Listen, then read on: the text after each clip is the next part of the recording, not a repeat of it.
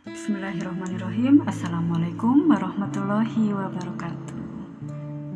Jumpa lagi dengan Bu Wiga. Pada video kali ini Bu Wiga akan sharing tentang pentingnya media pembelajaran untuk anak usia dini.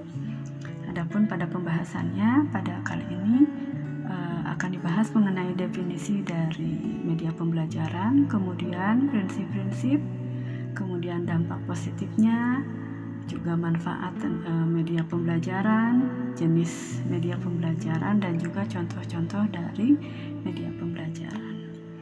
Baiklah, kita mulai saja bahwa pendidikan anak usia dini adalah pendidikan yang ditujukan kepada anak usia 0 sampai 6 tahun. Nah, masa ini adalah masa emas atau golden age, di mana kemampuan otak anak dalam berpikir berkembang pesat hingga mencapai 80%. Hal ini menjadi dasar utama mengapa pentingnya pendidikan anak usia dini. Adapun aspek yang harus dikembangkan pada pendidikan anak usia dini ini adalah aspek nilai agama dan moral, fisik motorik, kognitif, bahasa, sosial, emosional, dan juga seni. Nah, bagaimana untuk merangsang semua aspek perkembangan anak ini? Tentunya tidak terlepas dari peran media pembelajaran. Dan media pembelajaran itu terdiri dari media audio, media visual, kemudian audio visual, dan juga media lingkungan. Baiklah teman-teman, menurut Hadijah bahwa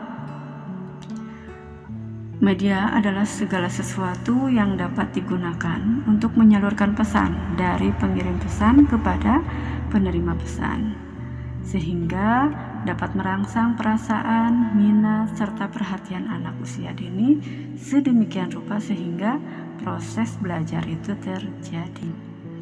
Berikut ini adalah prinsip-prinsip media pembelajaran menurut Mansur tahun 2008. Yang pertama adalah mengembangkan berbagai aspek perkembangan anak.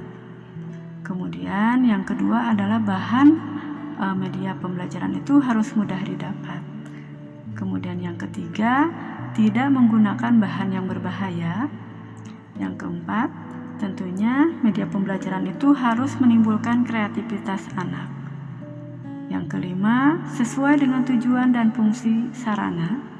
Kemudian yang keenam, dapat digunakan secara individual, kelompok maupun klasikal. Dan yang terakhir adalah sesuai dengan tingkat perkembangan anak. Selanjutnya mengenai dampak positif dari media pembelajaran. Nah, yang pertama adalah bahwa membuat pembelajaran ini menjadi lebih baku.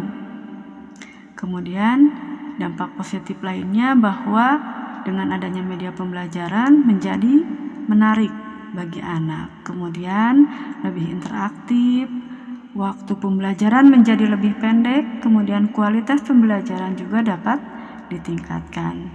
Kemudian proses dalam berlangsungnya itu kapan dan bisa dimanapun. Kemudian sikap positif anak dapat ditingkatkan, dan yang terakhir bahwa dampak positifnya tentunya bagi guru menjadi berubah ke arah yang lebih positif lagi. Selanjutnya adalah manfaat dari media pembelajaran menurut Hamalik tahun 2005 ya, bahwa secara umum manfaat media pembelajaran ini yaitu untuk memperlancar interaksi antara guru dengan anak. Kemudian manfaat lainnya yaitu penyampaian materi dapat diseragamkan, kemudian lebih interaktif, adanya komunikasi dua arah. Selanjutnya adalah manfaat lainnya, tujuan pembelajaran itu dapat tercapai dengan waktu dan tenaga seminimal mungkin. Kemudian dengan media pembelajaran ini dapat dilakukan dimanapun dan juga kapan saja. Kemudian meningkatkan kualitas belajar anak. Kemudian media menumbuhkan sifat positif anak terhadap materi dan juga proses. Dan yang terakhir adalah mengubah peran guru ke arah yang lebih positif dan produktif lagi. Ya, berikut ini menurut Azhar bahwa dalam memilih media pembelajaran memerlukan beberapa perencanaan dan pertimbangan. Yang pertama yaitu guru merasa sudah akrab dengan media pembelajaran sehingga memilih media tersebut. Yang kedua, guru merasa media pembelajarannya ini dapat menggambarkan dengan lebih baik daripada dirinya. Kemudian yang terakhir, bahwa media ini dapat menarik minat dan juga perhatian siswa. Ya, selanjutnya adalah jenis-jenis media pembelajaran. Jenis media pembelajaran ini ada media audio, media visual, media audiovisual, dan juga media lingkungan. Nah, berikut ini adalah media audio. Apa itu media audio? Media audio adalah media dengar yang dapat menyampaikan pesan melalui suara dan bunyi seperti suara bahasa, musik, atau sound effect. Kemudian dapat dikombinasikan dengan menguatkan daripada isi pesan itu. Selanjutnya adalah media visual. Media visual itu adalah media yang dapat digunakan untuk menyampaikan pesan atau informasi melalui penglihatan yang berbentuk simbol-simbol visual. Kemudian media audiovisual adalah media yang dapat menyampaikan pesan melalui suara, gambar, dan tulisan.